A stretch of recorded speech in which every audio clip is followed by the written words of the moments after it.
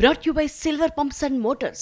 Top quality और consistent performance के लिए सिर्फ सिल्वर पंप्स नाम याद रखना.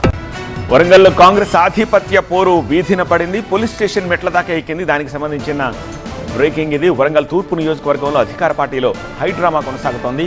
సీనియర్ల వర్గ పోరుతోటి నాయకులు నలిగిపోతున్నారు.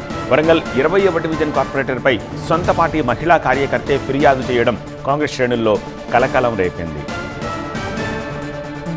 కార్పొరేటర్ నరేందర్ తనను కులం పేరుతో దూషించి అత్యాచార ప్రయత్నం చేశారని కాంగ్రెస్ మహిళా నాయకురాలు మిల్స్ కాలనీ పిఎస్లో ఫిర్యాదు చేశారు.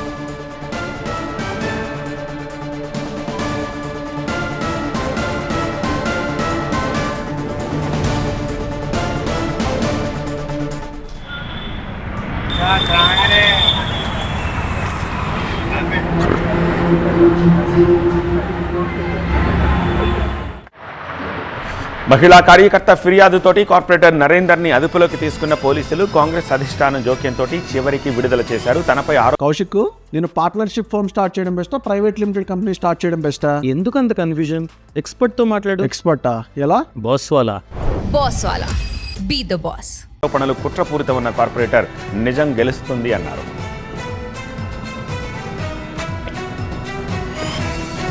4 రోజుల క్రితం నుండి నేను స్టేట్ లెవెల్లో పోస్ట్ ఇప్పిస్తా, నేను స్వర్ణ మేడం దగ్గరికి, నేను బసవరాజ్ సారయ్య దగ్గరికి తీసుకెళ్తా, ఇట్లా వాళ్ళకి పరిచయం చేపిస్తా, నువ్వు ఇట్లా డిసప్పాయింట్ కాకమ్మా, నీకు స్టేట్ లెవెల్ ఇప్పిస్తా అది అని అంటే, మా అన్నే కదా మేము కష్టపడి పని చేసినాం కదా అని నమ్మకంతో నేను 4 రోజుల నుంచి కాంటాక్ట్లో ఉన్నా.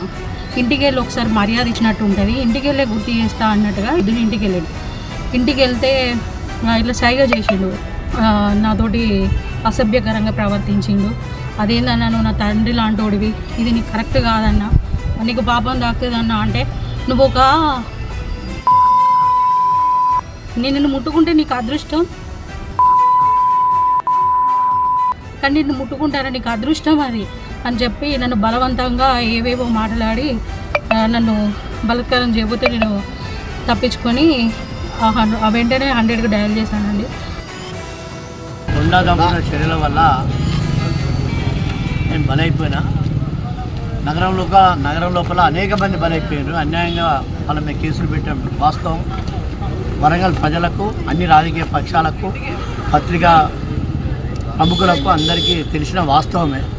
కానీ ఎవరు ఎదిరించలేక, ఎవరు కనీసం ఖండించలేక, ఎవరు వాస్తవాన్ని కూడా చెప్పలేని పరిస్థితిలో ఉండే ఇవాళ నా మీద పెట్టిన అక్రమ కేసు ఏదైతే ఉన్నదో, పోలీసులు ఒక దశ లోపల అరెస్ట్ చేయాలన్నా వద్దా అనే మీమాంసలో ఉండి ప్రస్తుతాన్ని దాన్ని పెండింగ్లో పెట్టేసుకొని, ప్రస్తుతానికి ప్రజా ఒత్తిడి మేరకు, ప్రతిపక్షాల ఒత్తిడి మేరకు ధర్మం గెలుస్తూ ఉన్నదని ఆశిస్తూ వారందరూ కూడా నాకు సహకరించి, పోలీసులు కూడా సహకరించి నన్ను పంపించడం జరిగింది. మాట చెప్పిన ధర్మాన్ని గెలిపించాలంటే నన్ను వదిలేయండి, లేదు కొండా దంపతుల ఒత్తిడికి గురైతానంటే తప్పనిసరి అరెస్ట్ చేయండి, అంతకుమించి మీరు చేయాల్సింది ఏం లేదు సార్, అది మీ ఇష్టం అని చెప్పేసి కూడా నేను ధైర్యంగా వారికి చెప్పడం జరిగింది.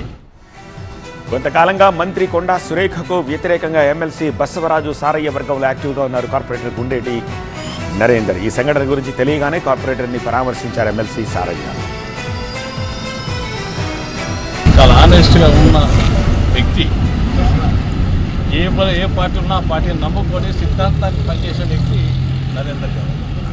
మరి అదంత విషయం మరి ఎందుకు జరిగిందో విషయం అంటే పోలీసు వాళ్ళకి దృష్టి తీసుకెళ్ళిన ఏసీపీ గారికి మాకు విశ్వాసం ఉంది మీ మీద. అందులో ప్రభుత్వం, మా ప్రభుత్వం, కాంగ్రెస్ ప్రభుత్వం, మా ముఖ్యమంత్రి గారు, మా పీసీ అధ్యక్షులు గారు, ఇన్ఛార్జ్ సెక్రటరీ గారు కూడా ఈ విషయం ఆలోచించి సరైన రీతిలో సరైన సమయంలో నరేందర్ నీతి నిజాన్ని బయట పెడతాడనే విశ్వాసం నమ్మకం నాకు.